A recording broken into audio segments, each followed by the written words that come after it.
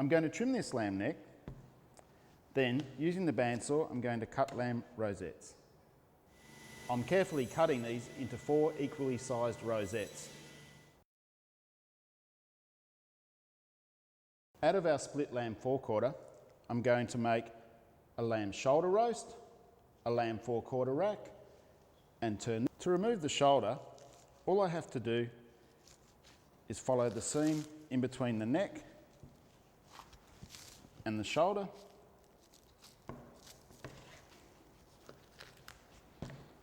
Then trim off any excess fat and crack the shank. This is done by following the shank bone around right on the joint.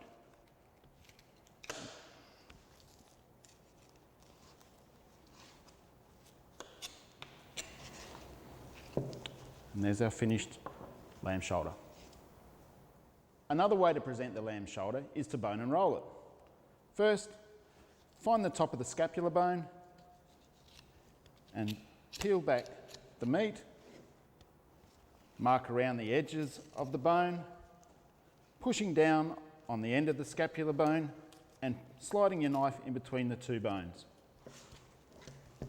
Mark around the top, and the sides.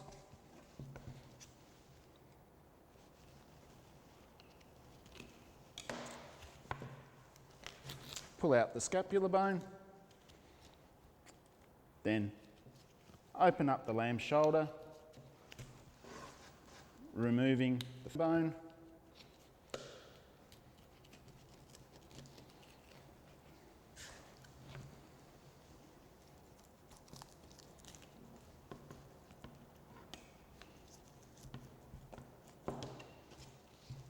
Remove the bone off the shank, then fold the meat inside the shoulder and roll it up, ready for trussing. I'm taking the glove off to roll the lamb. Put the string in the middle of the shoulder.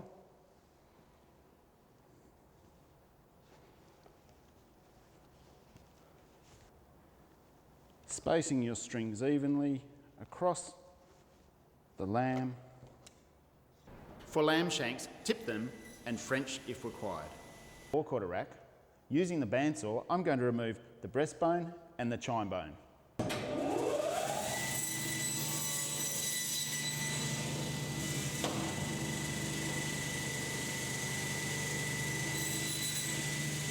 To finish the lamb rack, I'm going to remove the rib meat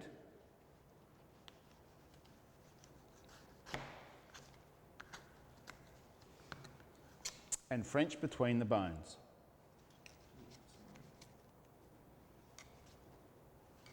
With the second half of the lamb forequarter, using the bandsaw, I'm going to remove the breastbone and lamb shank and then cut forequarter chops. Once you've removed the breastbone and shank bone, slice through into even chops. And there are the lamb forequarter chops. The lamb neck fillet is also found in the forequarter. To take this out, just simply run your knife along the rib bones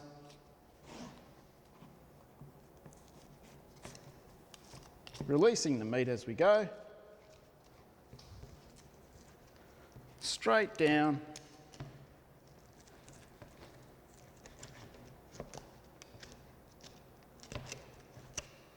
remove any feather bone that's left there and the piece of pad. The next stage is to remove the lamb rack and the breastbone using the bandsaw.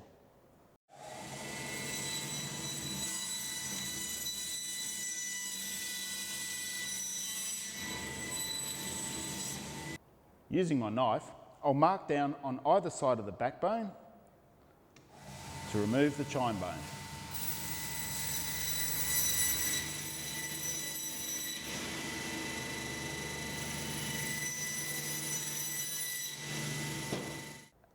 Out of these 2 lamb racks, I'm going to create cutlets and a French lamb rack. To make lamb cutlets, I'm going to make a mark approximately 1 centimetre above the eye of the loin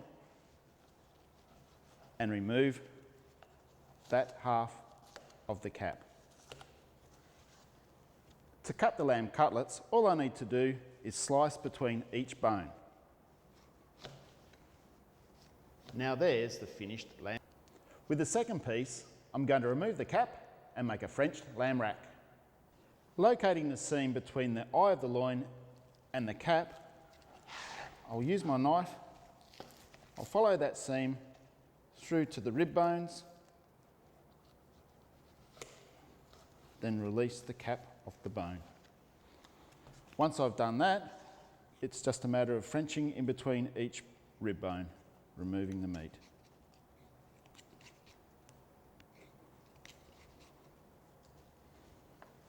The final portion left of the carcass are the legs. I'm going to split them on the bandsaw and remove the chumps. Then, turn the legs sideways, locate the point 5 mm underneath the H-bone and remove. To prepare the lamb chump chops, trim up any excess,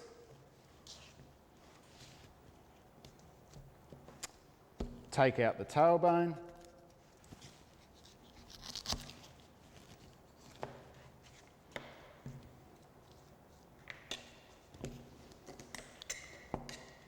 then mark the chops for sawing. Once you've marked up your chops, slice through on the bandsaw. With the second chump, I'm going to bone it out. Then I'm going to trim it up, removing any excess.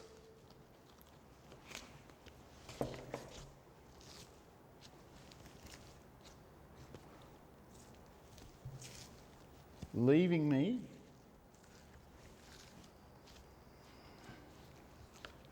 here I have 2 legs of lamb, the most popular roast. Now I'm going to show you how to make a tunnel bone leg of lamb and an easy carve. The first step to make an easy carve leg of lamb is to remove the H-bone. This is done by following the contour of the bone around with the tip of your knife.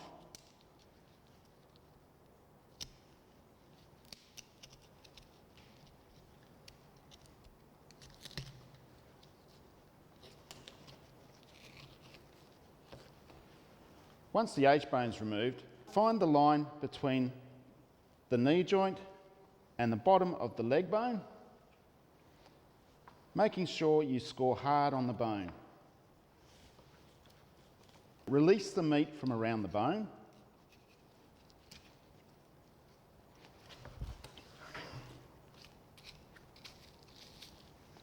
And then roll out the little lamb knuckle. This is done by finding the seam in between the 2 muscles. Remove the little kneecap bone. Now we have to remove the leg bone. With the point of your knife, follow the contour of the bone around.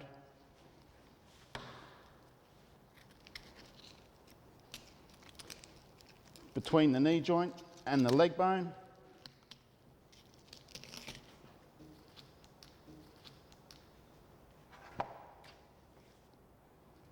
Trim up any excess,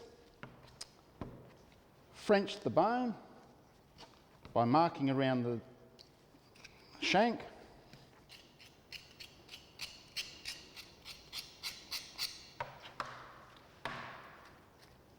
roll the flap around. Now I'll remove my glove to truss up the leg. Again, make sure you keep your strings spaced evenly apart for presentation.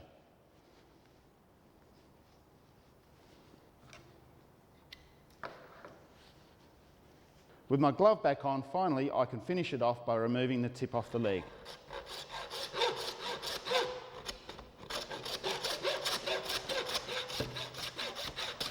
With the second leg of lamb, I'm going to show you how to make a tunnel bone leg of lamb. To start with, I'm going to remove the H-bone.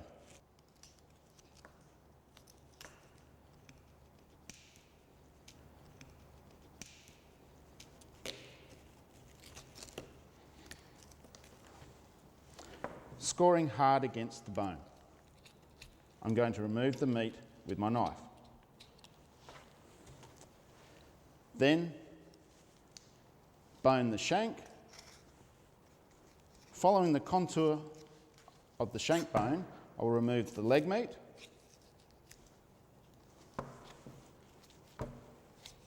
mark around the joint, staying hard on the bone.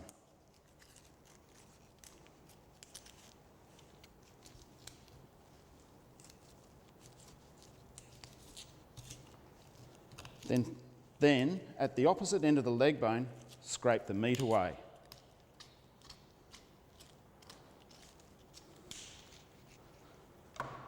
Then all we have to do, spin the leg bone around and remove it from the leg.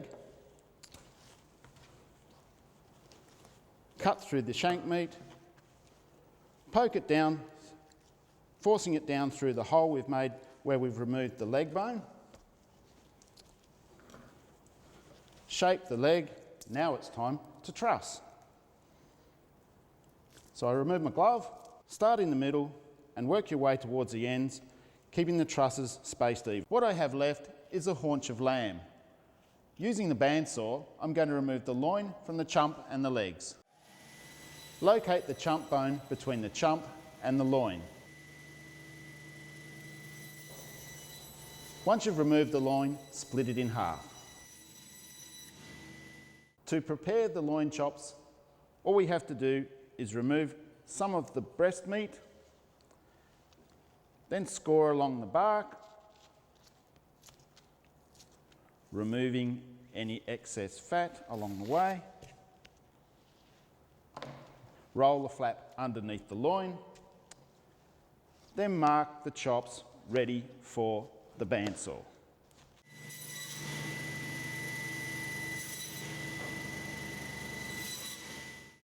And there's your lamb loin chops. Starting with the fat side down, I'm going to run my knife along the chine bone, removing the tenderloin, then turning it over, running my knife hard down the feather bone, pulling back the flap, exposing the rib bones,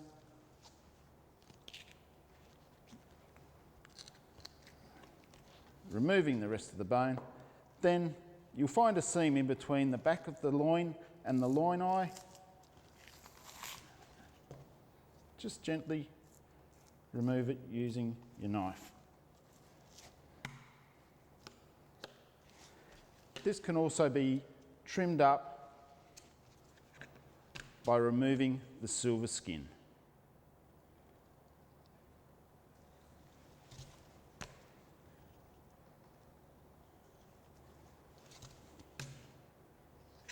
There's another way of preparing the loin, and that's making a noisette. Firstly, I remove the tenderloin, then remove the remaining bones connected to the eye of the loin.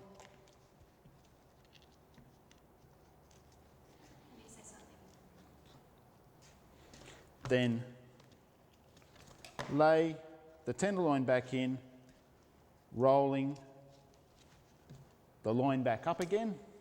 Removing my glove, I will then truss up the loin, making sure I have the trusses spaced evenly along the loin. Trimming up the ends. And here you have the boned and rolled loin roast and noisettes.